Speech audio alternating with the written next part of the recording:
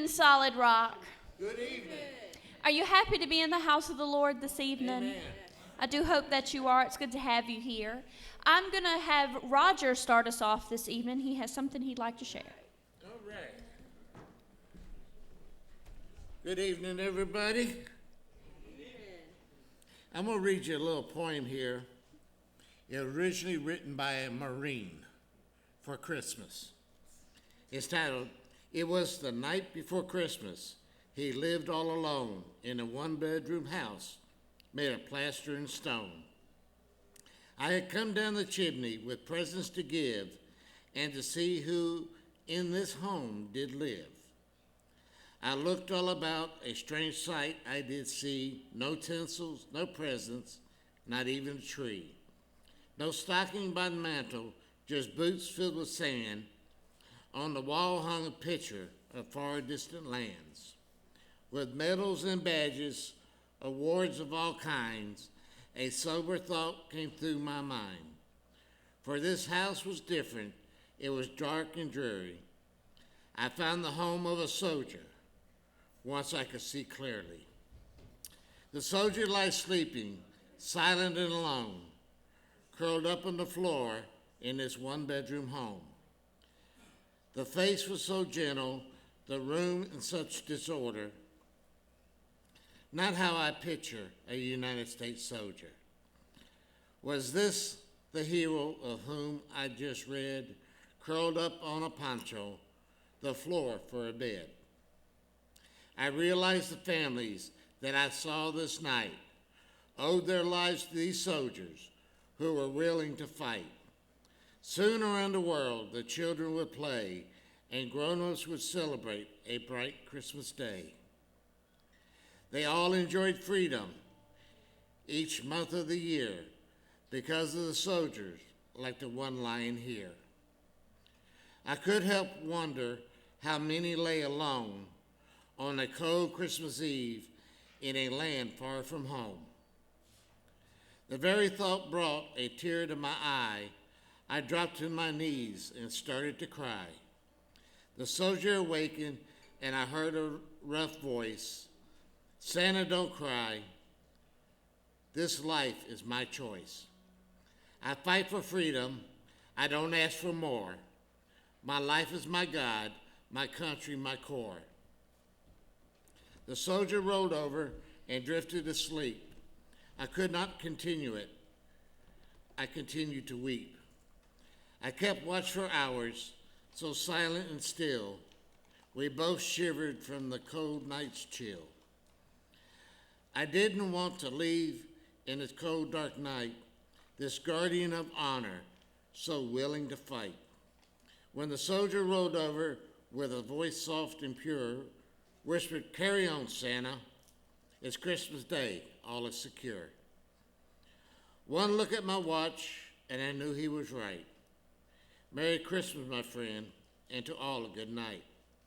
This poem was written by a Marine. The following is his request, and I think it's reasonable. Please, would you do me the kind favor of sending this to as many people as you can? Christmas will be coming soon, and some credit is due to our U.S. servicemen and women and Canadian forces for our being able to celebrate these festivities. Let's try in this small way to pay a tiny bit of what we owe. Make people stop and think of our heroes, living and dead, who sacrificed themselves for us. Please do your small part and plant this small seed. Thank you. Thank you, Roger.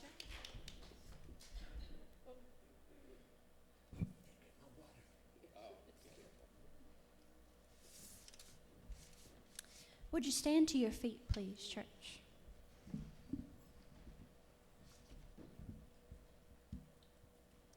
I invite you to go shake someone's hand. Second time won't hurt. We got hand sanitizer if you're afraid of something. It's okay. But we're going to sing "Oh, How I Love Jesus." Sing it with me as you tell somebody hello.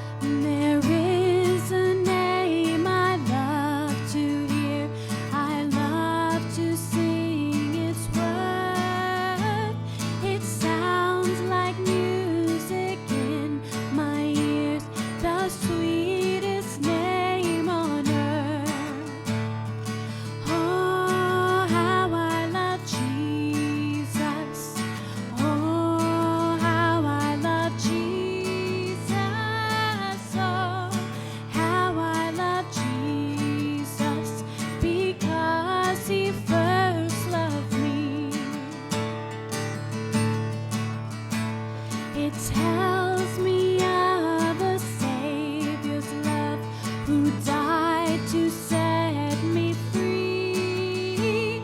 It tells me of his precious blood, the sinner's perfect plea. Oh, how I love Jesus. Oh, how I love Jesus. Oh, how I love Jesus, because he first loved me. It tells of one whose loving heart can feel my deepest woe, who in each sorrow bears a part that none can bear below. Now it's Christmas. Oh, how I love Jesus. Oh, how I love Jesus. Oh, how I love Jesus, because he first loved me. Oh, how I love Jesus. Oh, how I love Jesus.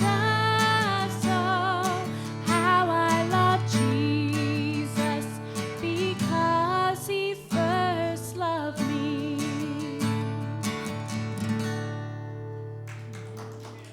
Thank you.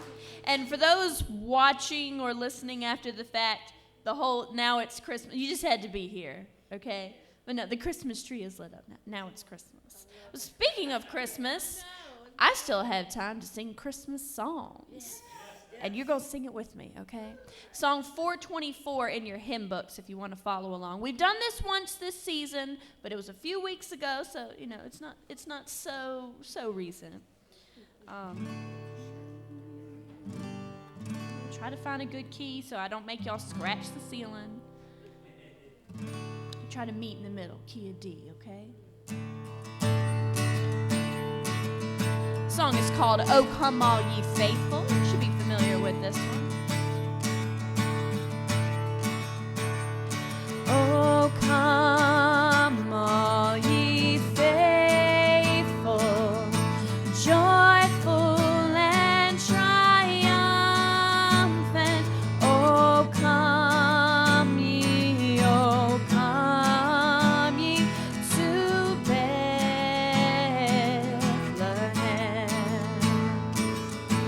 Come and behold him, born the King of angels.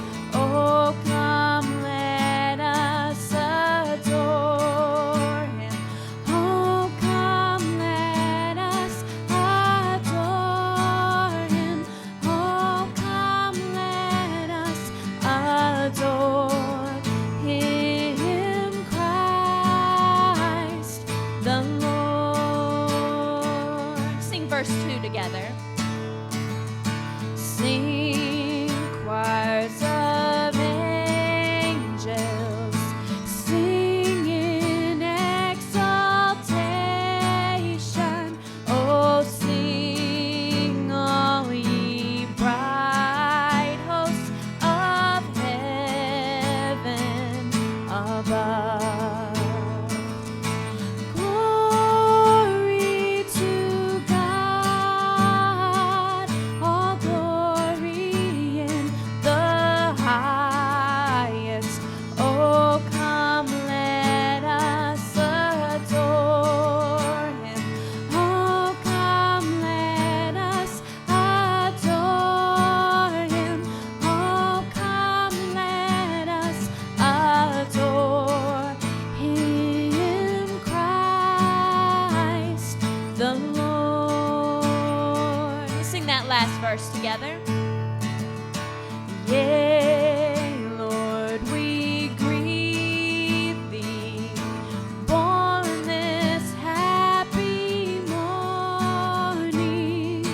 Jesus, to thee be all glory.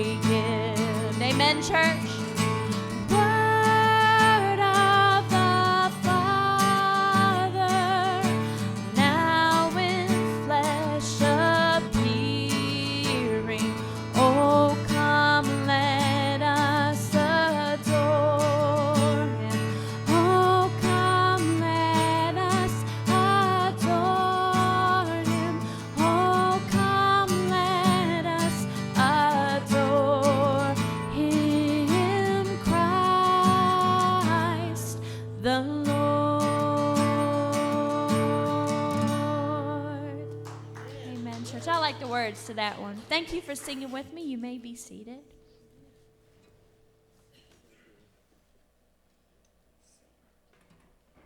But it's good to have you all here. It's nice to be here with you.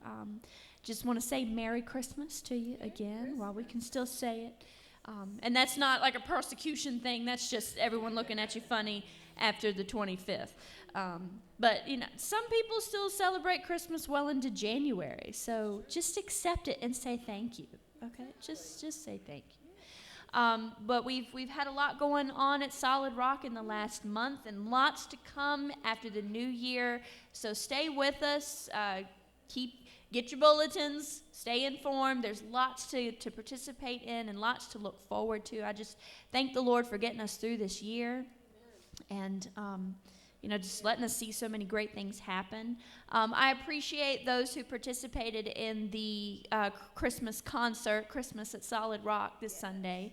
I couldn't be more pleased, and I just pray that the Lord, spoke to everyone's heart. I know He did to mine as we sang and we went through it together.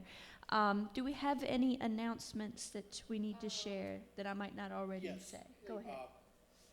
We will not have a formal prayer meeting tomorrow night. No formal prayer meeting tomorrow. The chapel will always be open if anybody wants to come in there. Okay. But Friday night, we're going to have a candlelight communion service at 7 o'clock right here. In the sanctuary here? Right here. Okay. Friday night. 7 o'clock, Christmas Eve, right here at Solid Rock in the sanctuary, a candlelight service. 7 o'clock. What else? Pray for Mrs. Team that's going out in the morning. Oh, that's right. Yeah. Go ahead, Leela. Leela, why don't you come up and tell us what y'all are doing? Please. Yeah. If you don't mind. So, Yes. as my pastor used to say, so we may know how to pray more intelligently. There you go. Yes. I like it. That's good. Just remember, I'm just the muscle on this trip. Well, y'all know we went in November and then we went in December, and we took things to Kentucky. And when we went in December, we had specific names, kind of like Angel Tree. We had names of children, sizes, what they liked for clothes, what they liked for toys. And we took those things. Well, we went, the very last delivery that we went to was in a rundown motel. And this family that went to church with one of the churches that we're helping is living in this motel. And we got there, and we are taking these presents, and Santa's with us, and we got Santa hats on and all this stuff, and we're taking presents to this family, and other kids came out from other families that were there, and specifically one little girl came up to one of the ladies, Debbie, with her hat on, and she said, "Do you have a present for me?"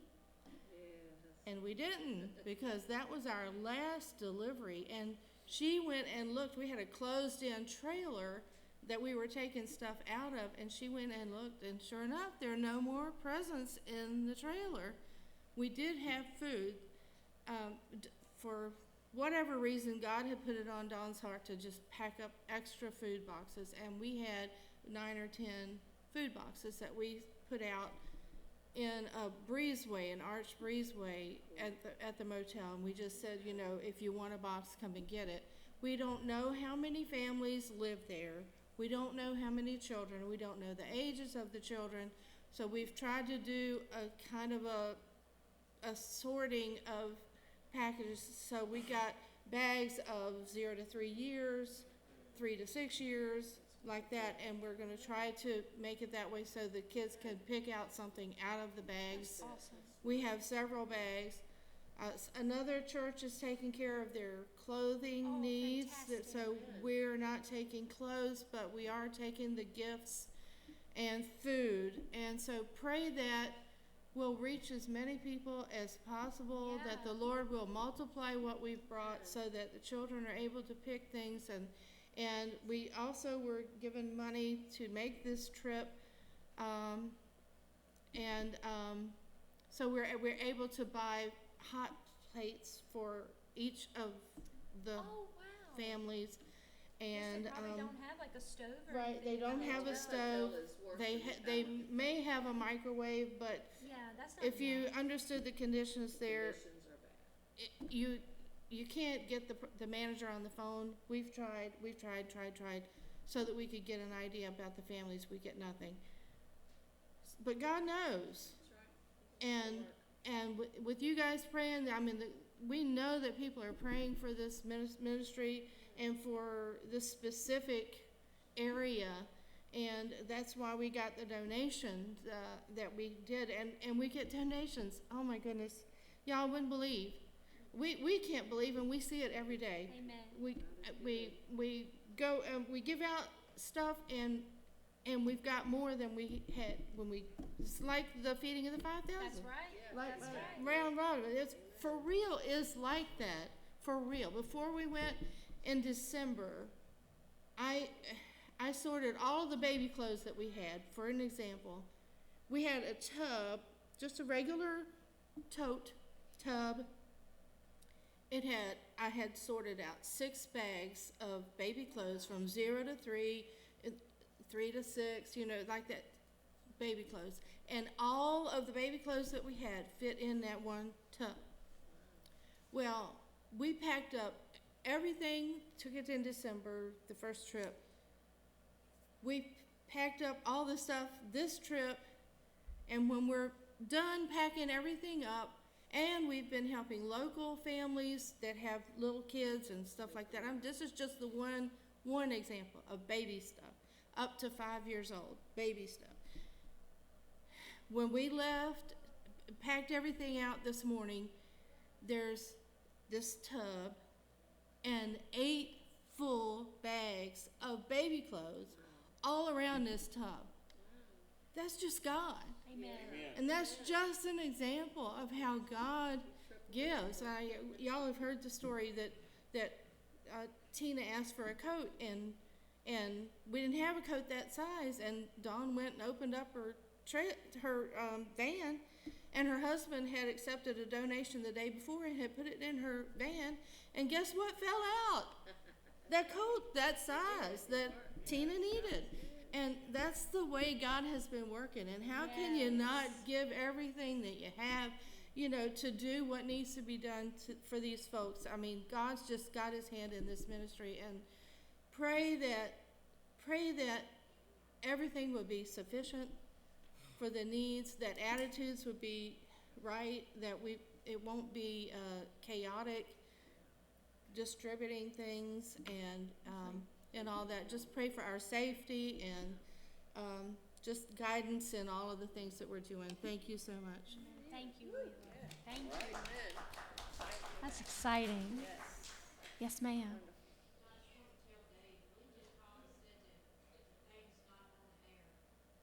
Not on the air. We are not current. Are you talking about Facebook Live? Okay. Stand by. We will fix it. Thank you. That's all right. Thank you for letting us know. In the meantime, can I have a deacon or a deaconess volunteer to help with our tithes and offerings, please?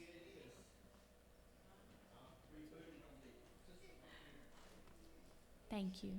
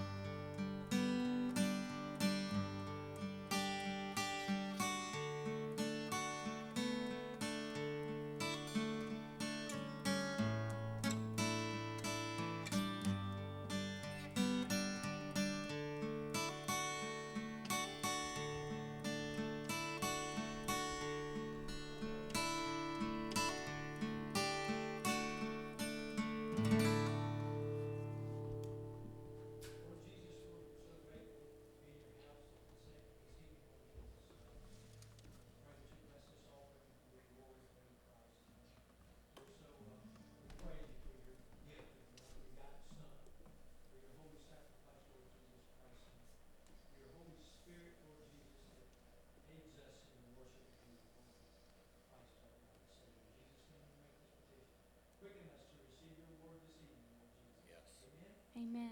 Thank you, Nikki. I'm going to attempt this song.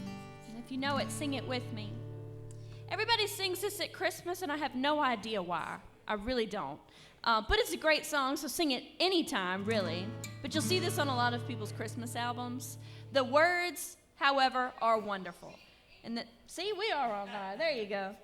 But this song is called Joyful, Joyful, We Adore Thee. I always love when Martha sings this song.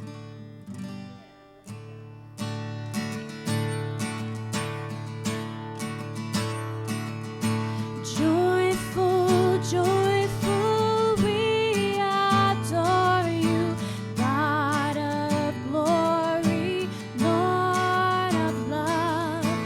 Hearts unfold like flowers before you, opening to the sun above. Melt the clouds of sin and sadness, drive the dark of doubt away. Giver of immortal gladness, fill us with the light of day. All your works with joy surround you. Earth and heaven reflect your rays. Stars and angels sing around you. Center of unbroken praise. Field and forest, vale and mountain, flowery meadow, flashing sea, chanting bird and flowing fountain, praising you eternally.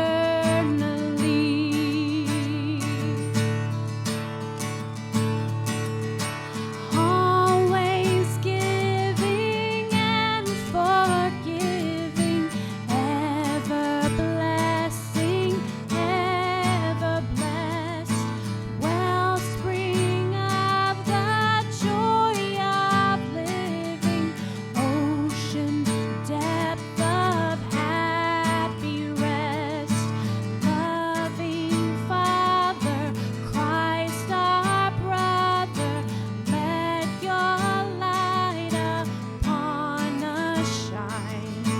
Teach us how to love each other, lift us to the joy divine. Mortals join the mighty chorus, which the morning stars began. God's own love is reigning o'er us, joining people hand in hand, ever singing, march we onward, victors in the midst of strife. Joyful music leads us onward in the triumph song of life. They don't sing all those verses on the Sister Act version, okay? So, just so you know. Now, it's my pleasure to hand it over to your pastor, Dr. David Cash. This week, my household is celebrating 3 birthdays. The first one is today, and my baby girl, Anna, is 32 years old today. She is, without a doubt, the most energetic and toughest little girl I've ever met in my life. I am going to, first of the year, get a blood transfusion from her and see if I can get myself jump-started again.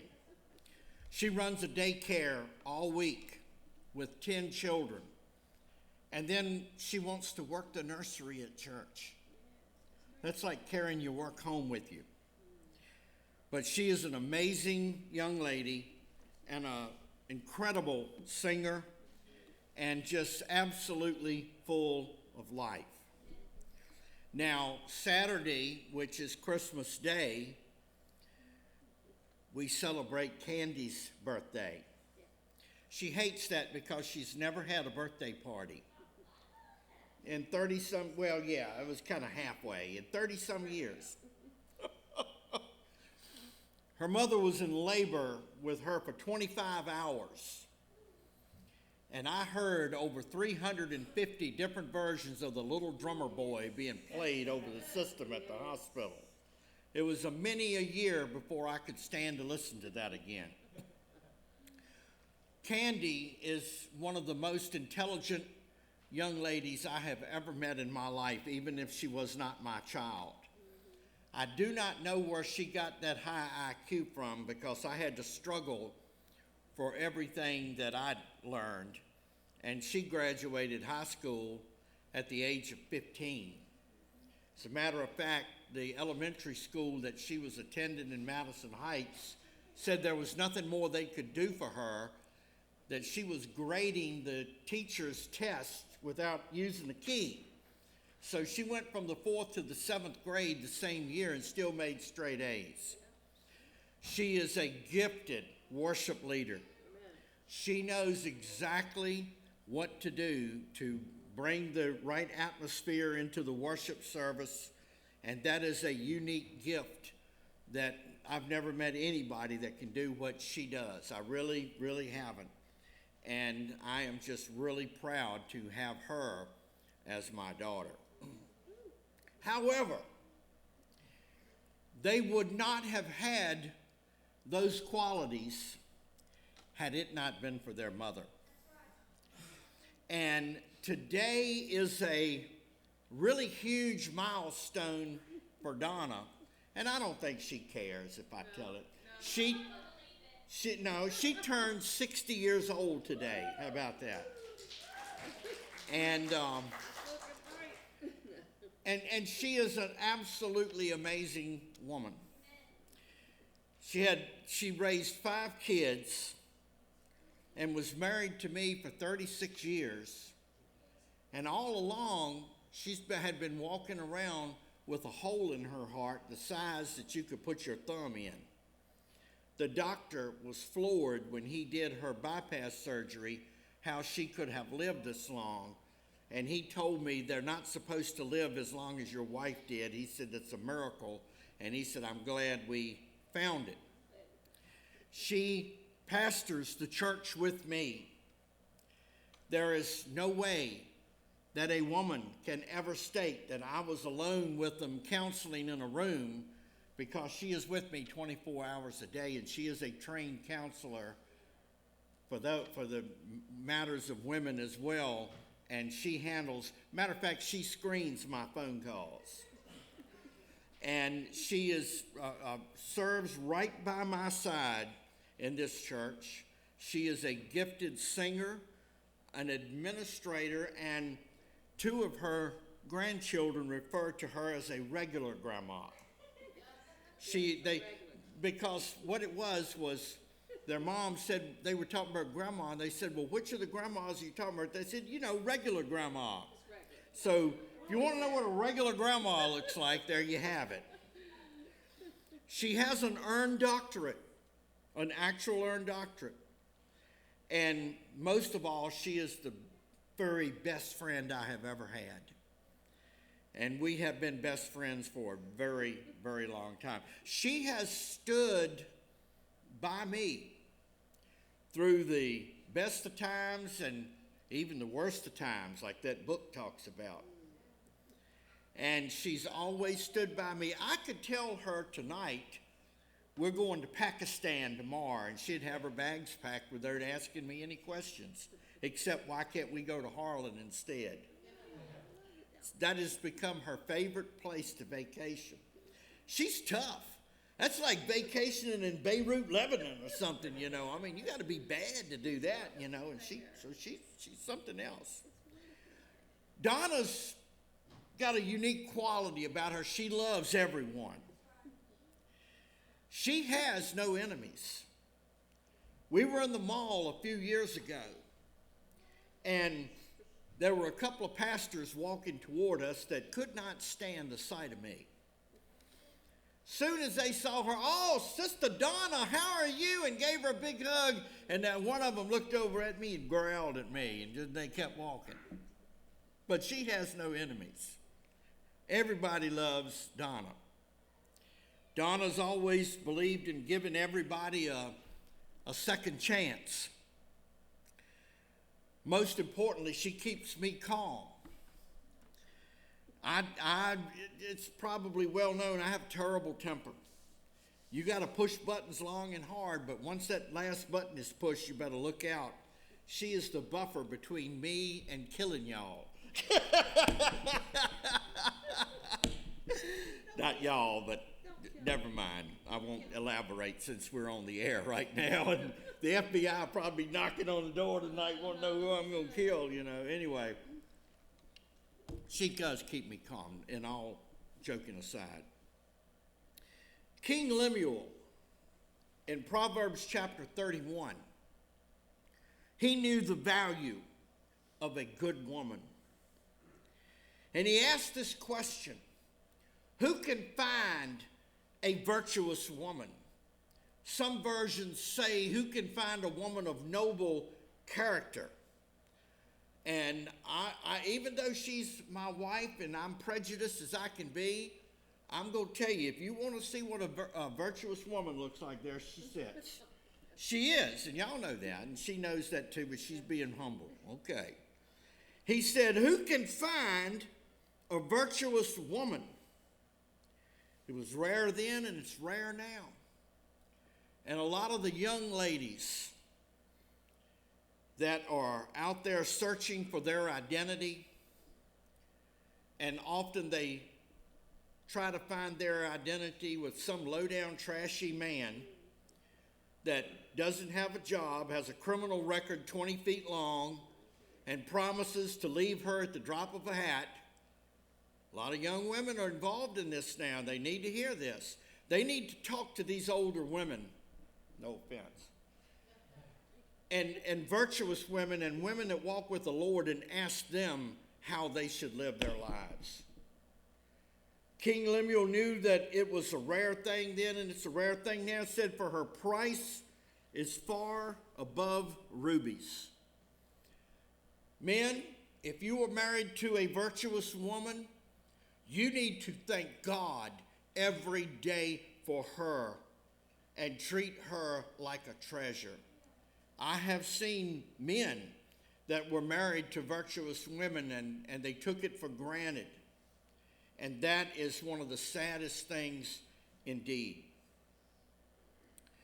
The heart of her husband doth safely trust in her, so that he shall have no need of spoil. One of the greatest things in a marriage, and Nick has got far more training than I've ever thought of in the way of counseling, and he can tell you right up front that one of the most important things in marriage is trust. If you have trust, you can make it. And the husband here safely trusts in this virtuous woman. He doesn't worry about her when he is not around, what she's going to do and how she's going to live, that they are really operating as one unit, and he can safely trust in her like she can in him. And again, that's a very rare commodity today, and it even was back in those times. She will do him good and not evil all the days of her life. And that is a wonderful thing and a wonderful example in these modern times when divorce is over 50%, And it used to be the men doing all the running around on them, and now the women are doing all the running around. I don't understand how the roles got reversed. But it happens much more often than I would care to know. But this virtuous woman would never do that. Said she will do him good and not evil all the days of her life. And then it talks about her running the family business. You know, a lot of people think that the typical role of a housewife is to lay on the sofa and watch TV all day, eating, bonbons is what the standard joke was all about. But that's really not true. Here's one, she worked at home, but she ran a huge business and kept money coming in to the family. And it said, she seeketh wool and flax and worketh willingly with her hand. She is like the merchant's ship. She bringeth her food from afar. What it is she's particular on what she gives her family. You know, that's the same with the church. Somebody go, oh, I'm not going across town to that church. It's too far to drive. I'm just going to whatever's close by. Well, would you go to a grocery store that sold poison groceries simply because it was closer by? You would pick the one that was best for your family to feed them spiritually. And here the virtuous woman does the same thing. She will go to great lengths to bring what is necessary home that's good for her family. Now, this one thing right here is true about a good woman. She riseth while it is yet night, and giveth meat to her household and a portion to her maidens.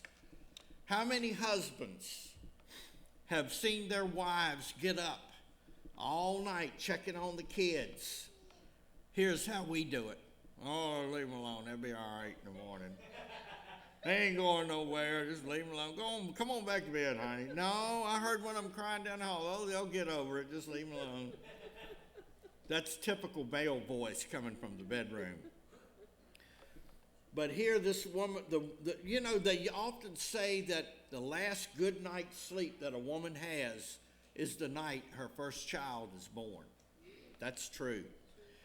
It don't matter if you're 35 years old. We don't see a wink of sleep until we know y'all are all right. And it will always be that way. I used to,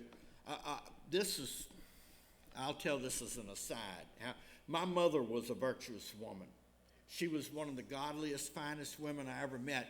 I would come sneaking in the house at 2 in the morning when I lived in, well, actually when I lived where I'm at down there now too, you know. Anyway, I would come sneaking in the house thinking nobody could hear me. About 2 o'clock in the morning, there'd be my mother sitting in the living room in the dark. And I'd cut the light on and I go, what are you doing? Well, I'm making sure you're all right. Well, I'm a grown man. You know, nobody need to check on me. You'll never understand, son, till you have your own kids. I will never be like that. I told her that. And she said, yeah, you just go on and think that. And I had to go and apologize to her 5 times with each of my children. And she gloried in that. She really enjoyed the fact that I had to come groveling to apologize for telling her that. But a virtuous woman is always checking on her household and is concerned with her children.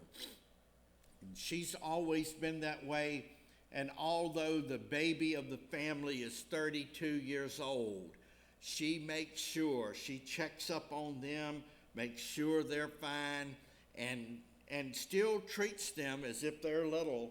And as far as, did they get in, are they okay? Do they need this? Do they need that? You know, and I go, honey, they make more money than both of us combined. They're going to be all right. You know, and so, but that's mama. A child in the 2nd grade once was asked by his teacher in math class. She said, suppose your mother had 6 oranges. How would she divide it between the 2 of you? And the child said, Mama would give me 5, and then she would get 1. And the teacher said, you don't know your math. And the child said, no, you don't know my mama. And that's the way that these virtuous women, they're always looking out for their family first. She considers a field and buys it. With the fruit of her hands, she plants a vineyard. She has responsibility and is not a robot or a slave in the home. If you have a virtuous woman, you need to make sure that she has an even say and responsibility right along with you. She needs to be able to serve the Lord right along beside you. Maybe you'll be lucky to get to serve the Lord with her, right along beside her. But it shows here she's given responsibility and administrative duties in the home here, running the business. She girdeth her loins with strength and strengtheneth her arms. Nothing lazy whatsoever about this woman. She perceives that her merchandise is good and her candle goes not out by night. Again, that is true. This virtuous woman that King Lemuel is talking about. She lays her hands to the spindle and her hands hold the distaff. She's spinning and making stuff for the clothing for the family. And look at this. She has time to stretch out her hands to the poor. She reacheth forth her hands to the needy. Not only does this virtuous woman care for her family, but she cares for those around her that are in need. And again, someone willing to do all of these things is rare. Please understand how precious and rare it is if you got one of them. All right. She is not afraid of the snow for her household, for all her household is clothed with scarlet. Not afraid of the snow. Every time that the weatherman would predict snow, ice, a storm, or whatever, she would fill both bathtubs up with water at night before we'd go to bed. And I'd go, what on earth are you doing? She said, well, since we're on a well, we got to flush the commode, don't we? Very practical. And and I'd always tease her about how ridiculous that seemed. And sure enough, the power would go out and we'd have to bail that water out and use it to, flush the toilet, and she would laugh and say, see, I told you. No, I told you. And so she was always preparing for something whenever we'd hear of a warning of a bad weather coming. And she was always looking out for the household. And when we had 7 people in the house, trust me, that was nice to have that extra water. She maketh herself coverings of tapestry. Her clothing is silk and purple. That means it's really good stuff. She's not shoddy. And the stuff that she's making is very, very fine. And this is one that's really interesting. Her husband is known in the gates when he sitteth among the elders of the land. Now, this is an old, ancient tradition. Whenever you would go into a town, they were normally fortified with gates all the way around to protect it. Each town was a fortress. When you would go through that gate, you would meet 3 different groups of people. The elders, the politicians, and the prostitutes. Now, the last 2 are not very far apart, a lot of them. And seriously, and they would meet you when you come through the gate. And so the elders that rule the village they would normally sit in the gate because they had to make decisions about what came in and out of the village and all kinds of other important information. And the other tag-alongs, they were just there to get people's attention when they came through the gate. But the elders that ruled the villages would normally sit in the gate. And it said her husband is known in the gates when he sits among the elders of the land. His wife made him famous. He was respected and revered by the other elders because of the behavior of his wife. Now, we need to take that to heart too.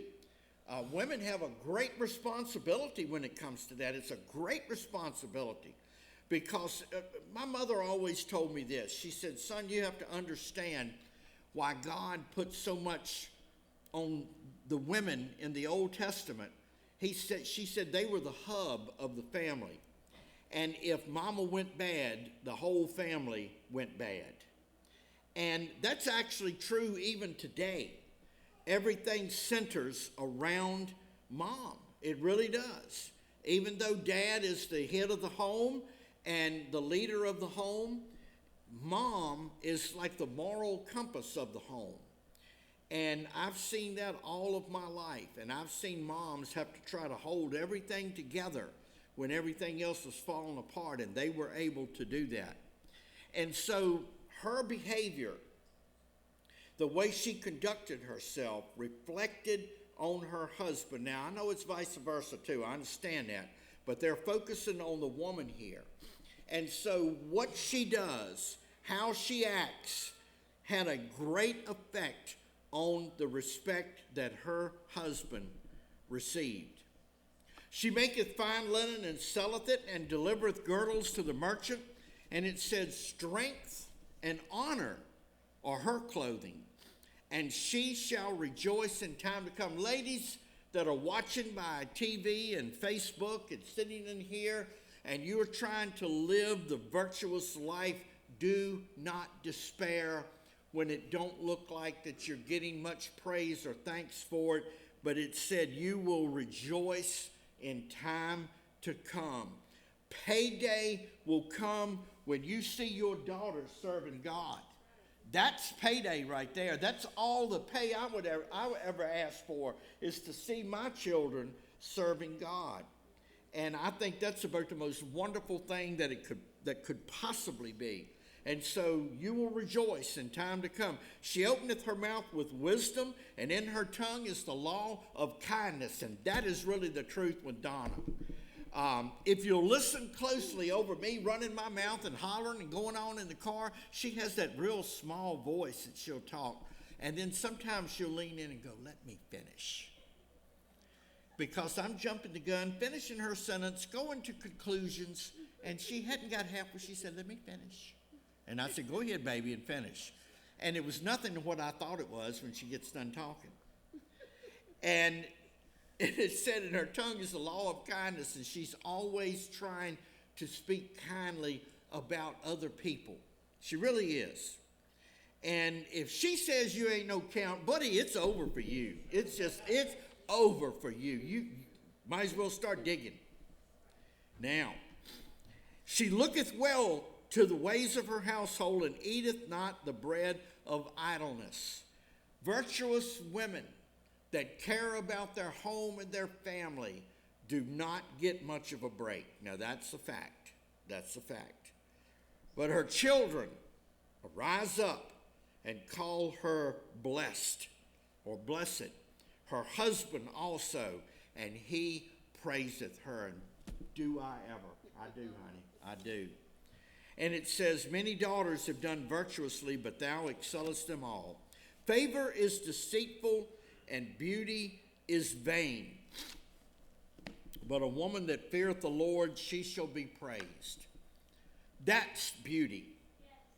I think there's nothing more attractive than a woman that loves God, is not ashamed to share it, and wants to serve him, and that fears the Lord. That is what every man should look for in a woman. That's the bottom line right there. Give her of the fruit of her hands, and let her own works praise her in the gates. And so we praise Donna tonight for all of the good works that she has done. And happy birthday, darling. Happy birthday. And may there be many, many, many more. And I'm very, very happy to have spent more than half of my life with her. And I'm looking forward to spending the rest of it with her. She is, in fact, a virtuous woman.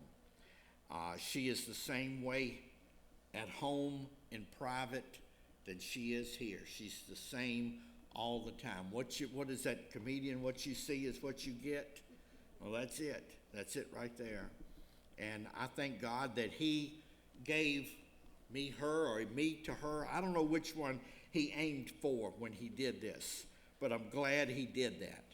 And it's just been absolutely wonderful serving God alongside with her.